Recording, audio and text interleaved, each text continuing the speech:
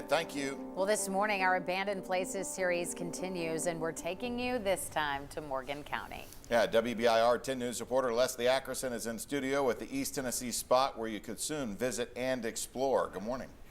Good morning, Abby and Russell. When you think of Frozen Head State Park and Morgan County history, the infamous Brushy Mountain Penitentiary likely comes to mind. But before that was even a thought, and before the county really even had a name, one historic home came first.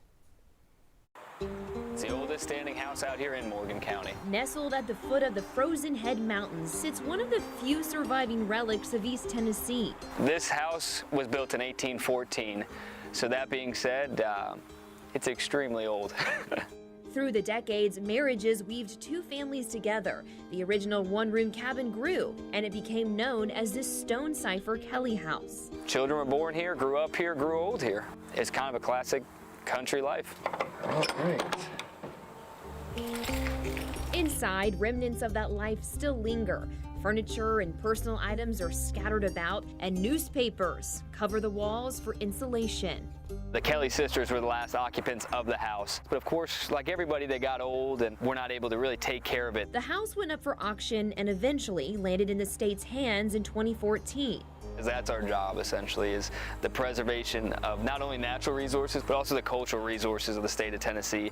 Joe Nowatarski is a park ranger, part of the Tennessee State Parks restoration team. For the most part, this house was built so well, and it's a testament to the craftsmanship that this house even could stand for this long. The log house is sturdy, but the wood floor buckles in places, and they've tackled termites and leaks, and raccoons in the attic. Aesthetically, we're going for as little change as possible. That's the goal we're at now. The park is actively working to make the homestead a community centerpiece.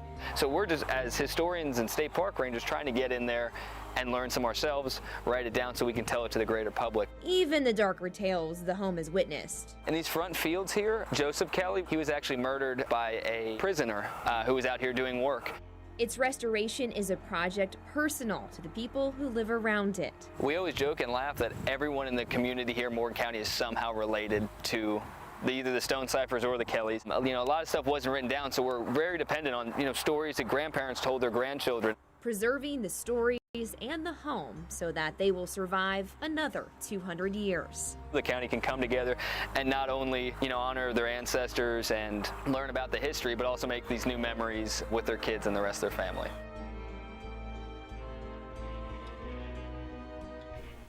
Well, the state has allocated funds for this restoration project. Right now, architects and engineers are working on development plans. They hope to get started by spring 2020. Right now, you cannot visit the property, but there are a few limited ranger-led tours throughout the year. You can check the park's calendar for those opportunities. I'll send it back to you.